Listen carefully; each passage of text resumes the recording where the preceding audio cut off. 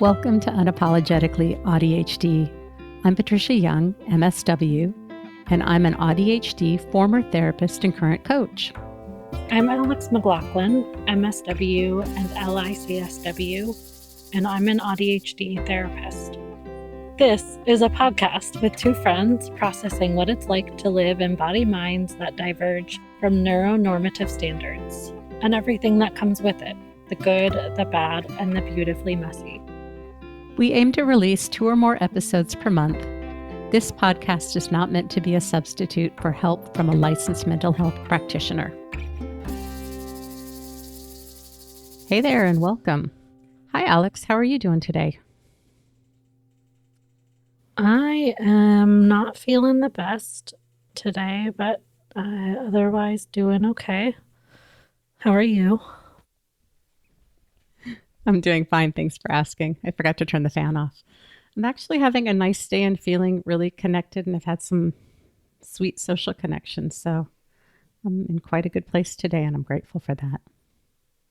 Yeah, and I'm sorry you're not feeling well. I'm so glad for you. Thank you. It sucks to not feel well.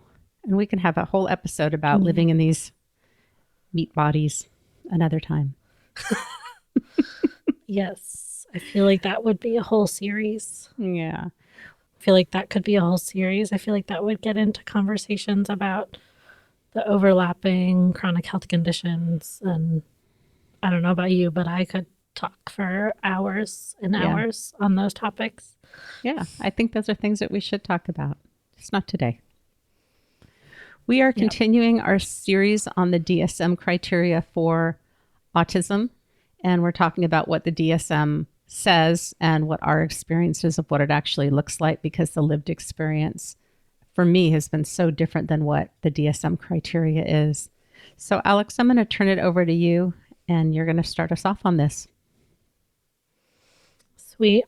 So we left off on criteria B, which is restricted, and this is the DSM language. We don't endorse it. Restricted repetitive patterns of behavior, interests, or activities as manifested by at least 2 of the following.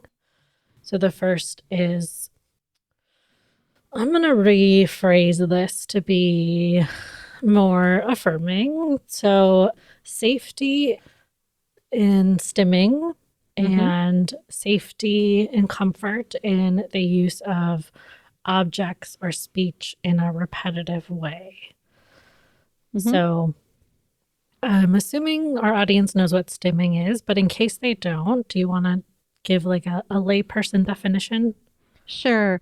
Stimming, traditionally, we think of things like hand flapping, rocking, head banging, things that are very observable. But if you are late diagnosed, assigned female at birth, it may be things, and we'll talk more about this, but it could be something as simple as rubbing your toes together, chewing on the inside of your lip, counting, things that we do to regulate our nervous system. And there are so many ways of stealth stimming that we learn to do that we may not even recognize that we're doing it. And I have a story that illustrates this, but let's move forward, and then I'll share a little bit later.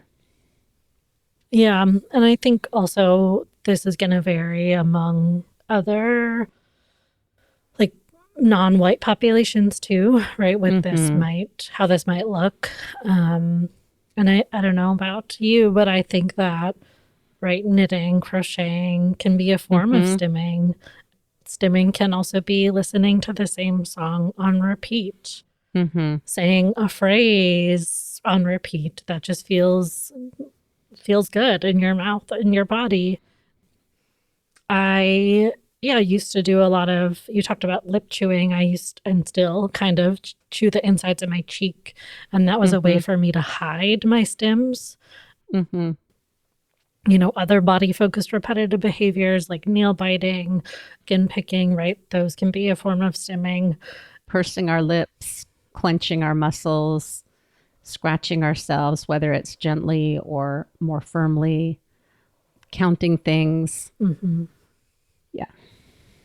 Yeah. Thank you, Rocking Alex. back and forth or sideways. Leg shaking, jiggling. Yeah. So really it's like any repetitive movement or repetitive use of an object or a song or speech that provides self-soothing. So really the function of stims are to provide our nervous system with a soothing effect so that we can be kind of in a more regulated state. So when, teachers or parents will be like, stop rocking, stop hand flapping. It's like, no, but we need that. Like, do you want us to not be present and regulated? Okay, then we can do that. I say sarcastically, right? But, we need this. It's not an option. Right.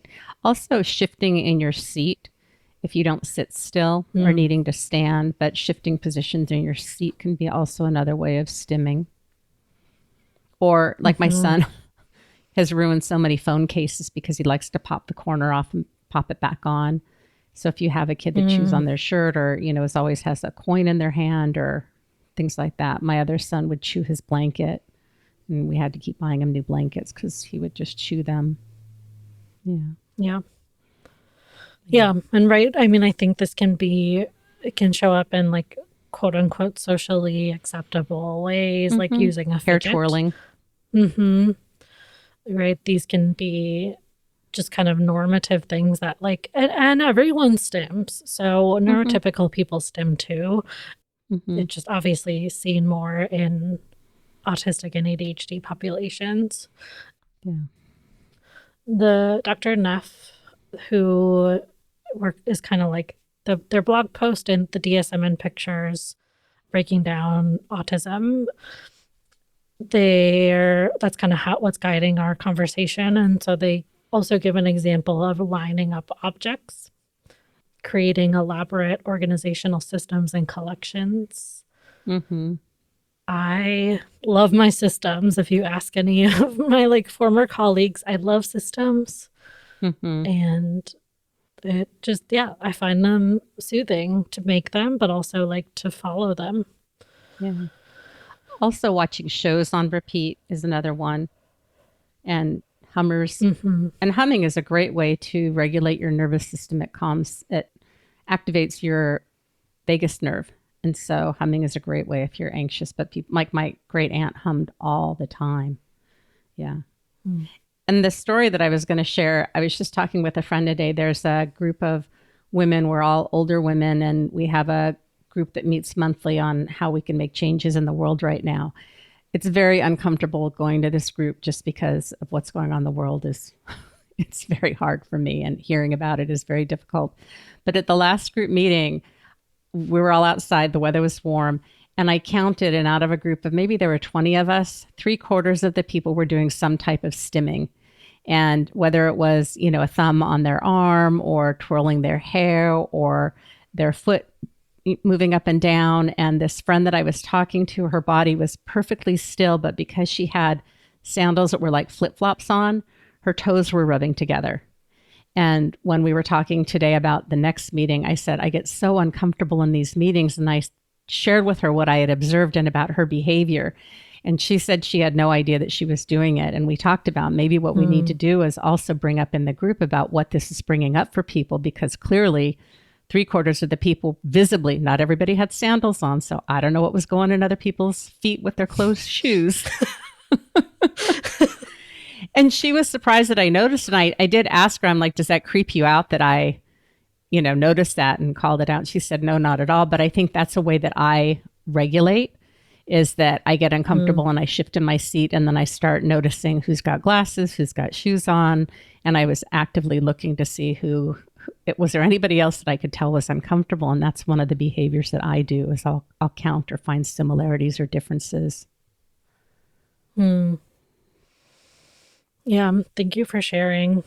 I think, that's a great example of how it serves as a self-soothing function, because obviously those are difficult conversations you're having because of the you named the world is on fire. You didn't say that, but that's my own words, and so I think it's just a great example of how everybody does it.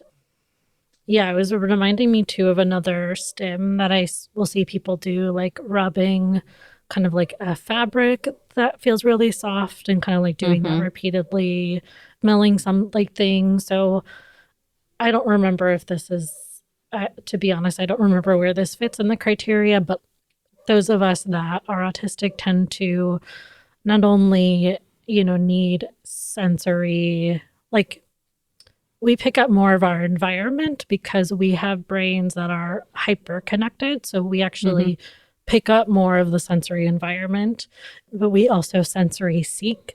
And so that can be a form of stimming, is like rubbing something, smelling something repeatedly, things like that. Touching other people, pushing, whether it's as an adult or a child. My son goes to the store, he always squeezes bags because of the sensory input. And I don't know if this is a crossover into the OCD, but I can't tell you how many people I know that smell their fingers, like will touch something and then smell their fingers. And so I think that's just another way that it's just sensory seeking.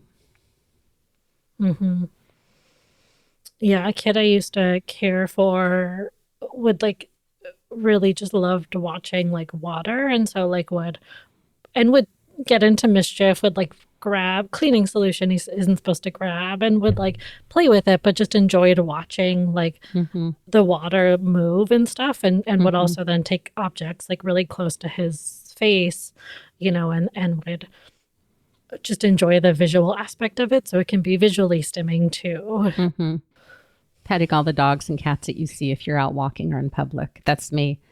Or if I go into a store and there are things like blankets, I want to touch them. I love sensory, how things feel. So I like touching that. And I think I've said this before, but when I got my evaluation and there was a question about, do you want to touch other people's hair? And I can't tell you how seen I felt. Like, I know that it's not appropriate. We don't touch other people's hair. But if I could go up and touch people's hair, textures like are fascinating to me.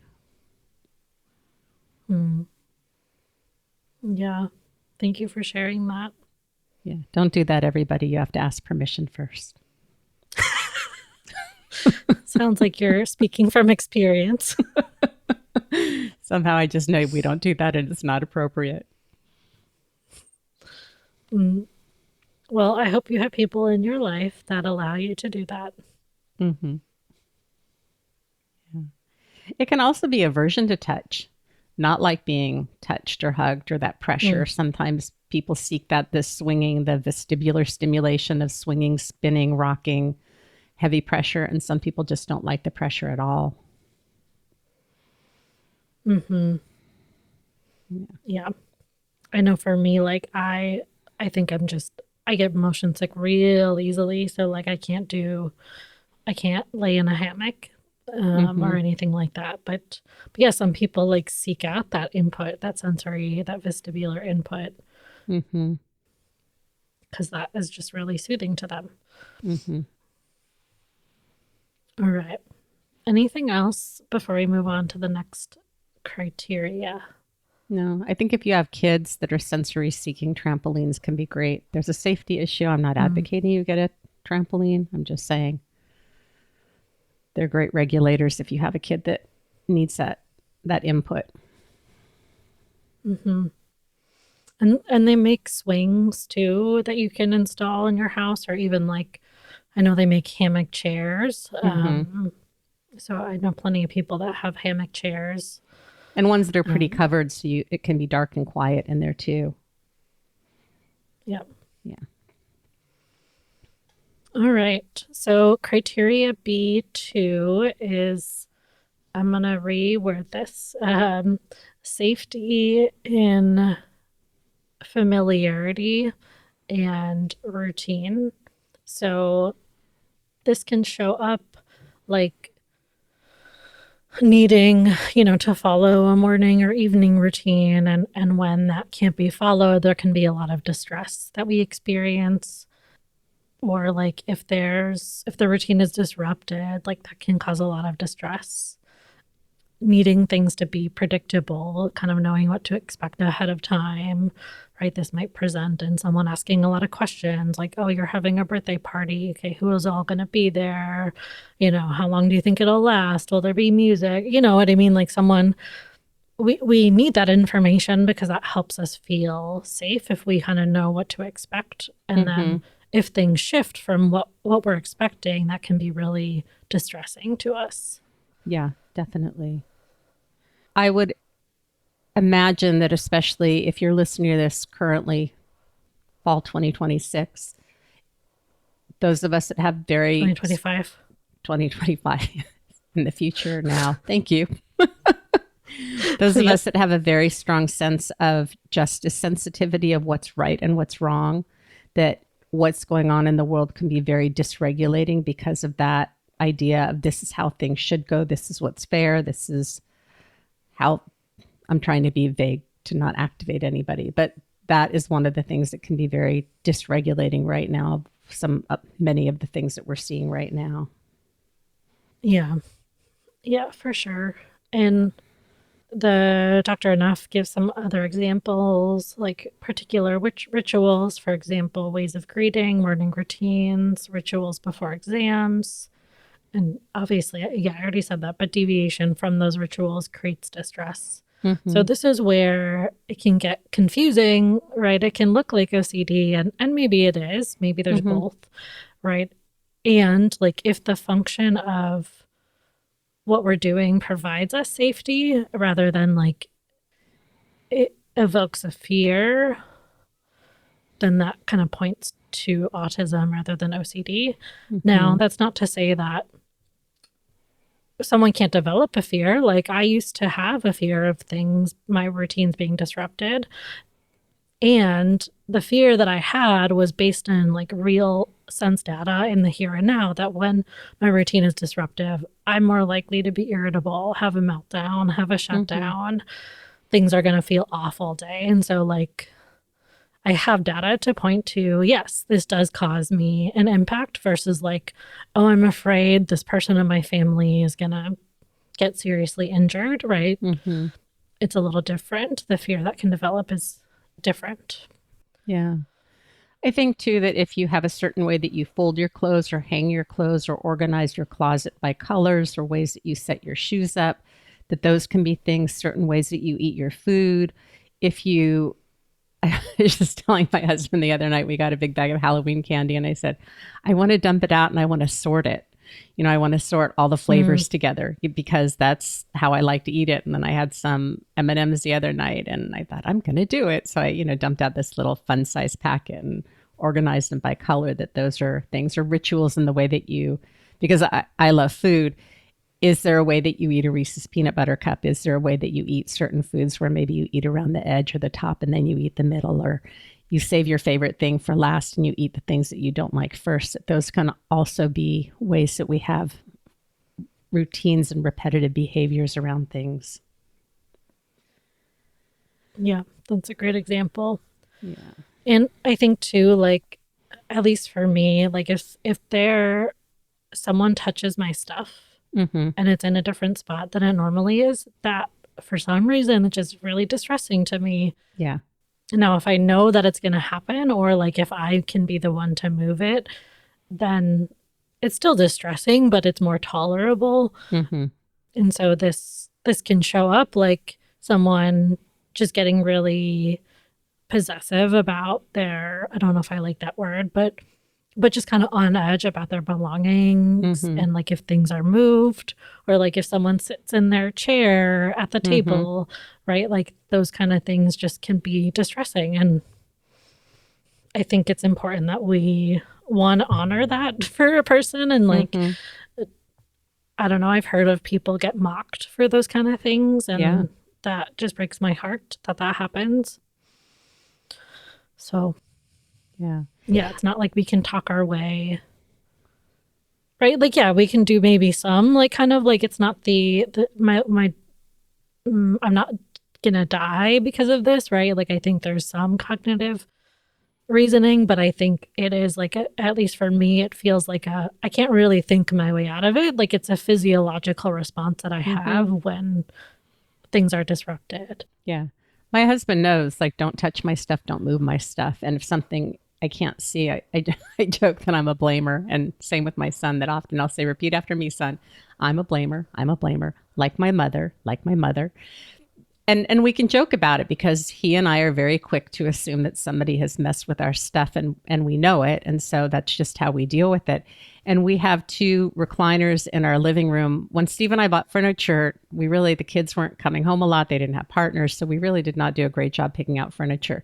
But Steve and I each have our own recliner. And then when the kids come to visit with their partners, they know that this is mom's chair. And I like to be the one to sit in my chair if they're here. And my son at one point had a girlfriend who would sit in the chair and I would have to ask her to move. And it's interesting that the subsequent partners that are coming and going, that they'll sit in it and then they'll say, do you want your chair? And like, if you ask me, then I'm fine.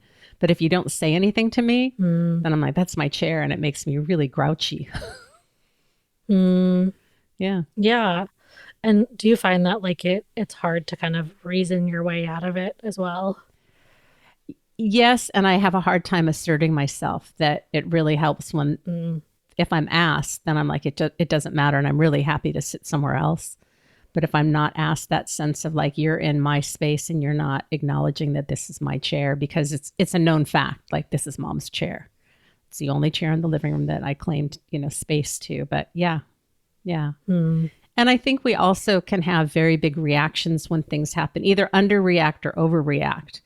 And it's interesting that I'm not going to share what it is because it's personal family stuff, but we got information on the phone the other day and I didn't say anything. We were on speakerphone and I think I was internally processing so much information, but I felt like I should have said something and I just didn't. My husband responded, so it was fine, but I wondered, and we talked about it afterwards because I was having such a mix of feelings about this information. I could have been happy. I could have been disappointed. I was looking at logistics and I just couldn't say anything. And I think it's common for us to have very big reactions or to not have any reaction in the moment and then realize that we should have had either a bigger, or not should have, but that our reaction was maybe more than what the situation called or less than what the situation called for. Yeah. I hear you. And like, I don't know, I'm kind of having a moment where, you don't, never worked in schools. So like, I don't know if you're familiar with this, but I forget, I think it's called social thinking. So it's a curriculum that's often used. You've heard of it? My kids went through the social emotional curriculum, so I'm not sure if it's the same thing. So please share. So it's like a type of curriculum.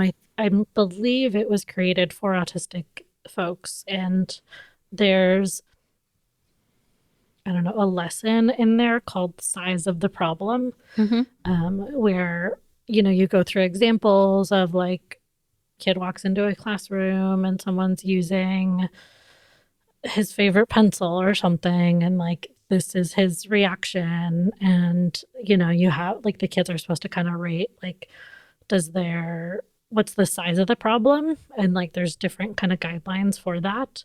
On one hand, right, I see where the creators of the curriculum are coming from. And on the other hand, I feel like that can be really minimizing because like our nervous system is having a reaction and like whether or not the reaction like quote unquote fits, it's still happening. And so like it feels like it could be minimizing to be like, oh, our reaction is too big. You know what I mean? Like I hear what you're saying logically. I hear what you're saying.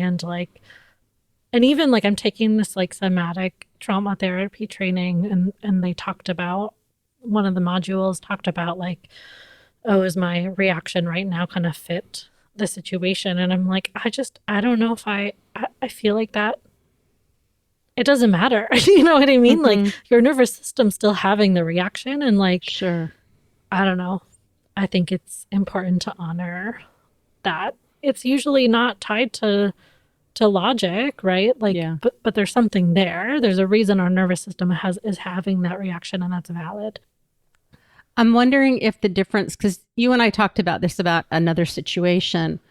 So I'm wondering if part of what you're saying is the reaction that we have is fine. How we manage that reaction is something different, that the feeling and the reaction is valid, but that doesn't necessarily mean that I scream at someone if they sit in my chair. I don't know. I mean, like, I think that if your nervous system is telling you that like this is how you need to react, and like, yeah, I think that my value is right to not scream at the people I care about or anyone in general. Mm-hmm. And we, if we're jumping into that kind of fight, flight energy, that sympathetic response, we're not always in control of what's happening and like how our nervous system is responding. And so, like, yeah, like maybe that's not within your values to do. And like when your nervous system is reading something as like danger, Mm-hmm. right? I don't know. Like I can understand why someone's nervous system would respond in that way. Yeah.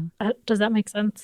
It does. And I think we could not argue, but we could discuss this from so many different frames of references, because I know of people that have meltdowns when they get dysregulated and the things they do are not okay. They're not helpful to their families. They're not safe things. And so is that honoring them and the people around them if that's what they do? And I also know that if you're late diagnosed and high masking, there's a good chance that you internalize. So you people please, you fawn, you find another way to, you skin pick, you self-harm, you use food. So on the outside, it may look like you're socially very, quote, whatever appropriate means for lack of a better word, but we don't know what's going on inside. So I think there's so many factors to this, and I'm not agreeing or disagreeing. I just think that there are, for the people that internalize, it's probably better to learn to speak up. And for the people that act in ways that make people feel unsafe or uncomfortable, maybe there are some tools that they could learn for self-regulation. So I think it's situation dependent, but our feelings are our feelings. Yeah. I think I think for me, like that's maybe the thing is like the feeling is valid. Right, how your nervous system is responding is valid. Mm-hmm. Doesn't mean, right, that maybe it's within your values. And when you're kind of in that shutdown or that fight flight response, like a lot of that is or can be out of your control. And like, yeah, you can learn ways to kind of weave in some like parasympathetic energy. Yeah. I guess like for me, it's just like, I don't know. I don't tell people that their reaction is too big. Mm-hmm. Like, to me, that just feels like that feels invalidating. Yeah. Yeah. I think is maybe the main thing. And I feel like this is an important conversation. And I'm like, I just want to recognize that. I just went off on a whole fucking tangent. Well, that's fine. That's fine. I think along with that, though, it is not being able to let things go and needing to be upset or frustrated or have whatever feelings we have for as long as we need to. And I think people that don't process this way will often tell us to get over it, to let it go, to just move on. And I just know that I'm going to feel what I feel until I don't feel it anymore, and to be okay with that. And that's also part of how we process things. Yeah.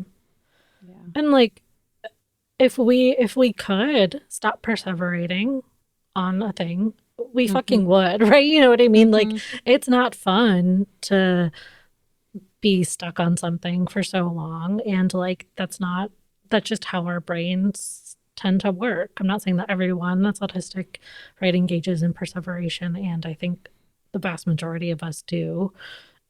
And so it's not like we're choosing to be stuck on it. We're probably doing what we can to not get stuck on it. Yeah.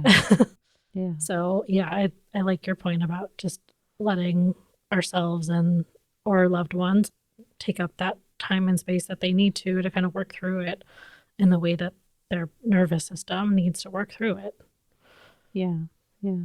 I think also having rules that are very clear can be very calming for us. And when the rules change, that can be very undoing, or how come it's okay in this situation or that situation. And I volunteer with horses on the weekends, and there's a woman who works where I volunteer, and I taught a lesson. I didn't teach a lesson. I was leading a horse in a lesson, but the horse was being a little bit pushy. And so I had asked afterwards, when she had time, could she help me understand what I could do differently? And what I love is, it would not surprise me if she's not autistic. And when I was talking to somebody else there, she's very direct. She says what she means, which I appreciate, but she always gives me context for things. And for example, she said, when the horse does that and you correct him, were you giving the horse space after that? And I totally forgot about giving the horse space, totally forgot. But she explained that, if you correct the horse, and then part of how you reward them is you loosen up on the lead, which I did, but you also need to physically back off and give them space. And so if I'm too close to the horse is going to be using his nose and his head to kind of keep trying to get me out of his space. But when she gives me that context, it feels like it's information, and I don't feel like, well, you didn't give the horse space, and then I go into shame over it. And I love that she always provides context, which information for us can feel it makes sense. We have a lot of questions. So, yeah. Mm-hmm. Yeah, I think this actually gets into another criteria. Okay. Where I'm trying to think where that is. Maybe we already reviewed it. It's been a minute since we've. Okay, I'm just seeing that we kind of already talked about B4. Is it okay to transition to the next criteria? You bet. Okay. So, yeah, I guess I just want to say it because I'm not seeing it here, but we do, and maybe that is part of the last criteria, but like having direct, explicit kind of directions or ideas about how things are going to go does provide us that safety, and that context is really incredibly helpful because, like, I don't know about you, but my brain is like, but why? Like, I need to know the why in order for, maybe it's a PDA thing, but in order to kind of get myself on board.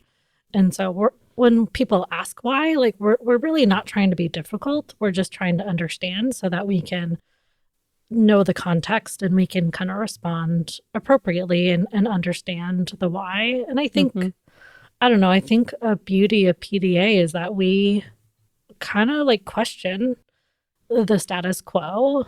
And I think that's a beautiful thing because, like, sometimes there are rules that don't make sense or that only serve a certain subset of the population. And, like, I think it's important that we do question those things. But yeah, having vague rules or like things not be clear, it can be really distressing for us. Yeah. Well, I wonder too, and this is purely anecdotal, that we have so much hyperconnectivity in our brains that if there's a rule and it makes sense, then we can connect it to something else. But if it's just a free floating rule and it doesn't make sense, we want to understand the meaning behind it. That's just kind of how we're wired. Yeah. And I think, I don't know about you, but for me, that can activate my justice sensitivity, because if it doesn't make sense or if it's being applied in ways that are unfair, then I'm like, well, why does that person get to not follow the rule? But like, I have to, or this other person has to. Yeah. Right. All right. So the next criteria is B3, which is, again, reframing this live to be strengths-based and not deficit-based. Safety in passionate interests. So this can look like having one, or if you're an AuDHD or even, I think, autistic people maybe don't just have the one interest and that's it, right? We might have multiple interests throughout our life, but we can really deep dive into an interest and have a hard time putting that down. But we want to learn like everything there is to know about the interest. We can spend hours on it. Again, this is really regulating and soothing for our nervous systems, is to have that time engaging in our interests. Yeah. And we typically think of things like trains or dinosaurs, but we don't think about animals, horses, welfare of animals, psychology, relationships, crafting, gardening, cooking, health, fitness. All of those things can be special interests, but because they're very mainstream, they're not seen as being a special interest. Reading. Often kids are hyperlexic. They learn to read early and they're just voracious readers, and they always have their nose in a book because they're learning about what they're interested in through what they read, but nobody thinks about it that way. What else did I miss, Alex? No, I think that kind of covers it. And I think that's why, right, non-stereotypical presentations can get diagnosed later in life, is because the interests we might have are socially acceptable. And I think as someone who people used to be, I mean, they still are my interest, like I learned how to mask by just paying so much attention to how people interact with each other, and kind of like I've internalized, right, social norms and rules by just observing people and watching people be people. Mm-hmm. Right. But I think that can make it harder to get identified, because that's, especially for AFAB, like that's socially, that's kind of what's expected of us. Mm-hmm. Yeah. Yeah. Yeah. Also, we tend to be great at trivia, knowing lots of random facts, that we find that stuff very interesting. Yeah. And I would say, like, maybe not always the general trivia, but like trivia for our interest. Mm-hmm. Mm-hmm. So if someone's interest is movies, right, they're probably really great at that, like movie trivia. I will say that this can show up too where someone has a hard time talking about a topic that is not of interest to them. Like, we kind of don't know how to engage. We don't have interest in like just a small talk or random topics. And we might try and bring conversations back to our topics of interest, just because we get a lot of joy and regulation from engaging in interests that way too, like through conversation. Yeah. Yeah. So I guess it's the last one for the criteria B. There's still a few more criteria, but those are more of like, it has to be, we'll get into that. But so criteria B is just sensory differences. So I'm not a fan of these words, but I think people understand what this means is hyper or hyposensitivity. So being extra connected and extra aware of sense information, or being under responsive. So I personally think the under responsiveness comes from having hyper connected brains, and then it's just too much. So we kind of dissociate a little bit, and we maybe aren't as aware of the sense information. Do you want to talk about like beyond the five senses, like the other three senses? Tell me what they are. Vestibular, proprioceptive, and interoceptive. Oh, thank you. I'm having to kind of pull my knowledge all together. Interoceptive is hunger, thirst, having to go to the bathroom. So that means that we may not recognize that we have to go to the bathroom, or by the time we recognize it, we have to hurry. We may forget to eat all day. We may forget to drink. Like, I have to have a Hydro Flask, and it just makes me, sometimes it just makes me mad that I have to drink. Like, I don't want to drink, and it just really makes me mad. So knowing if we're tired, we're hungry, our temperature regulation. Proprioceptive is where I may need some help from you, Alex, because I'm just not thinking about this. Proprioceptive is where our body is in space. So we often bump into things. We can appear to be clumsy. And I can't tell you how many times I've knocked into the corner of my bed when I make my bed in the morning, and like the bed hasn't moved and I know where that corner is, and I just knock into it. So not having a sense of where our body is in space, and we often have bruises that we don't remember where we got them from. What else am I missing about proprioceptive, Alex?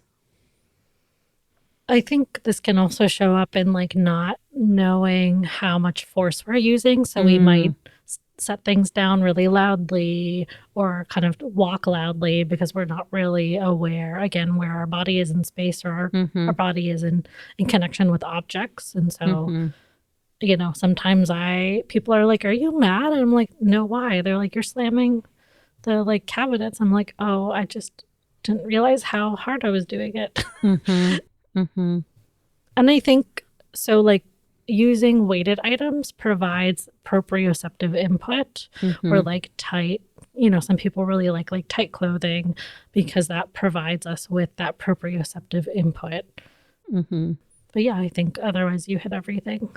What about interoception? Was there anything that I missed that felt important? Oh, emotions. Emotions. Why don't you, since you know what you're thinking, just not knowing how you're feeling?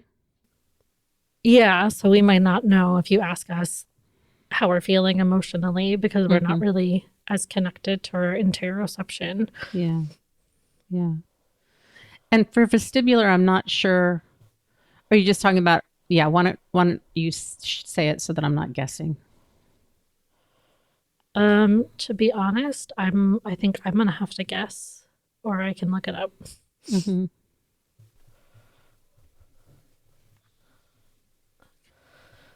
So vestibular is the body's sense of balance, motion, and spatial orientation. Okay. Okay. So this helps us maintain balance, coordinate eye movements, stabilize posture. So some people, like we kind of talked about with like spinning, some people maybe have their vestibular input is they need a lot of vestibular input in order Mm-hmm. to like feel their vestibular system, and so they might do a lot of spinning or swinging or like being upside down, because it kind of helps them feel more embodied. Mm-hmm. Or the opposite for me, like I get really dizzy really easily. Like if I Mm-hmm. spin in a circle, I'm dizzy. Mm-hmm. If I'm on a video call with someone and they're moving around, I or the video's moving around or the camera, Mm-hmm. I get really dizzy. Yeah, I have that also. Yeah. It can also be difficulty filtering out background noise. And I've noticed recently that if I'm watching TV and one of my kids is here and they're watching TikTok, that it's too exhausting for me to constantly filter out the noise that's in the background. Hard time Because regulating our your. brains, Go ahead.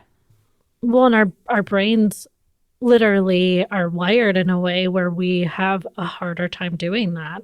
Mm-hmm. So, like, if there's a humming that we can hear, our brains can't physically cannot filter that out. You Yeah. know what I mean? It's not a matter of like, am I not trying hard enough? It's like, no, literally, our brain just can't do that, or Yeah. takes a lot of effort to make that happen. And I think that when you're not aware, you're just not aware. And recently I've noticed that Steve and I, my husband and I, will go into a store and I'm like, it is so loud in here. And so yesterday we went out somewhere and after we ordered, we ordered something to go. I said, I'm going to be waiting outside. Or he said, do you want to stand outside? Because he knows how sensitive I am to that. But it can be smells like perfumes, things that are very strong, going down the detergent aisle in the grocery store. That might be too much difficulty regulating your temperature. All of a sudden, I notice like I'm just hot, like I just want to strip off my clothes, or all of a sudden I notice like, oh, my feet are cold, my hands are cold. That those are some of the ways that it also shows up. Or preferences or avoidance with food and textures, that we either gravitate towards things that we really enjoy the texture. There's a dried fruit that I love and it's not being carried anymore in the stores. And I'm just craving this texture. It's dried papaya. Not the it's like crystallized. So I'm just craving the sensation of when I bite through it and what it feels like, and I just can't fight it. And it's not the chewy stuff. Or it could be avoiding things. I know a lot of people don't like things like eggs, or if they're not cooked a certain way, that I'm just not going to say it to gross anybody out. But yeah. Yeah, and right, I think kind of we jumped ahead a little bit earlier, but talking about the like sensory seeking, I think that falls here too. Like Mm-hmm. you're saying, kind of needing that certain texture with the papaya, like yeah, that provides us with soothing, like grounding, kind of getting more embodied and into our experience. Yeah. Yeah. Anything else you can think of, Alex, that we haven't talked about? I'm sure not at this moment. I'm sure once we end, I'll be like, oh yeah, this, and this. I forgot to say Yeah. that. Yeah. But I I think mean, it can that's it be for now. How liking hair about in your face, not liking hair in your face. I use these clips for my hair that I really like, but somebody that's close to me, I gave her a clip and she's like, I don't like how it feels in my hair. And then all of a sudden I started to think like, how does this feel in my hair? And I often have to take it out now because I just never thought about it, which I think is often what happens when we start to realize that we're autistic and we don't know about these things. And then all of a sudden we're like, how does that feel? Oh, I don't like that. I like this. I don't like that. So it often for me feels like I'm way more autistic than I was before I learned I was autistic. I feel that. Yeah, for me, it used to be like I used to knit a bunch of like wool things. Mm-hmm. And when I like it was itchy before and like it was bothersome, but like I would just wear it because I'm like, well, other people wear it. I just kind of like gaslit myself into like thinking it was okay, right? But then Mhm. once I was diagnosed, it's like finally I have permission to Mhm. have a reason. Like there's a reason that I now can know of Mhm. why this is bothersome, and now I can't wear anything that's like even. Mhm. Well, I am wearing the scarf. It's a little itchy, but like, you know, I just can't. I can't with unless it's smart wool or like Mhm. merino wool. I can't. Mhm. I have a friend who I suspect is autistic, and we were talking about knitting and crocheting, and she says she can't knit anymore because the sound of the knitting needles, clicking against each other drives her crazy. And so again, the comfort that you get from the repetition of the knitting may override that sound, or it may not be as sensitive. But for her, the sound is just that's a deal breaker for her. Mm-hmm. Yeah. Yeah. Yeah. Anything else before we wrap up? No, I was just gonna say this has been lovely. Sorry, I feel part of me wants to apologize for being like, oh, it's a quick little to finish up category B. That wasn't that quick, but that's fine. It's all good. It's all good. All right. Thank you, everybody, for being here, and we will see you next time. Alex, why don't you let people know where they can find you and what things you have to offer?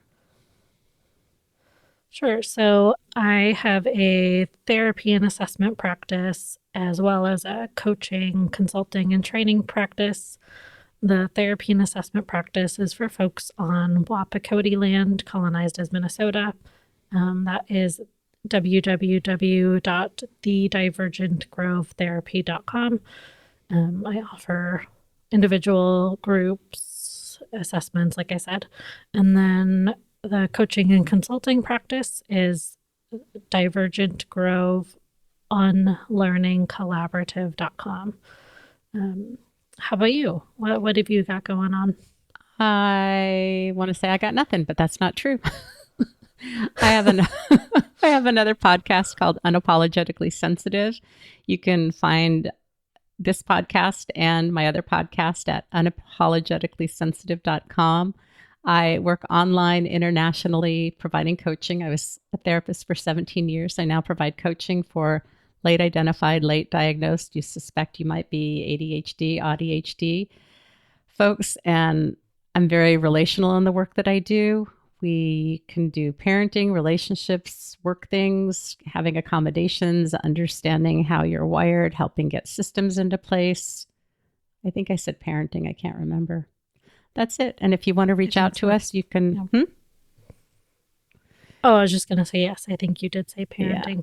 And if you want to reach out to us, you can reach out to us at unapologeticallyaudhd@gmail.com. I think that's it. Thanks for being here and have a great day. Thanks for being here. Bye. Jinx.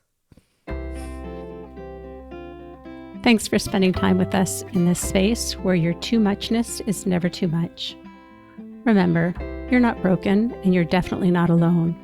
We're here to honor the complexity, celebrate the nuance, and walk this neurodivergent path together. You might consider giving us a rating and a review on the platform you listen to podcasts. It gives others an opportunity to see our podcast and walk this path with us.